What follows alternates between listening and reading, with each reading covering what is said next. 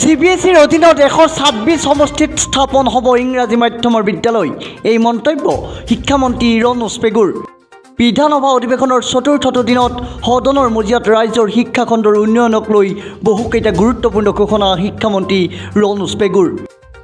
সদনত ৰাজ্যৰ 126টা সমষ্টিত CBSEৰ অধীনত ইংৰাজী মাধ্যমৰ বিদ্যালয় স্থাপন কৰাৰ কথা প্ৰকাশ কৰে পেগুৱে। লগতে শিৱসাগৰৰ ৰাজীৱ গান্ধী সমবায় বিশ্ববিদ্যালয়ক শিক্ষা বিভাগৰ অধীনলৈ অনাৰ কথা প্ৰকাশ কৰে শিক্ষামন্ত্ৰীগৰাকীয়ে।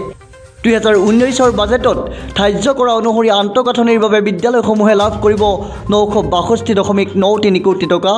ইয়াৰে ইতিমধ্যেই 747.43 কোটি টকাৰ প্ৰশাসনিক অনুমোদন লাভ কৰিছে।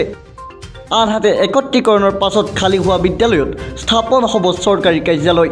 ৰাজ্যৰ 5 বিশ্ববিদ্যালয়লৈ চৰকাৰে আগবঢ়াব 50 কোটি টকাৰ আৰ্থিক অনুদান। এই 5 বিশ্ববিদ্যালয়ৰ তালিকাত আছে ভট্টদেৱ বিশ্ববিদ্যালয়, ৰবীন্দ্ৰনাথ বিশ্ববিদ্যালয়, মাধৱদেৱ বিশ্ববিদ্যালয়ৰ লগতে আছে সতী সাধনী আৰু মাজুলী বিশ্ববিদ্যালয়ৰ নাম।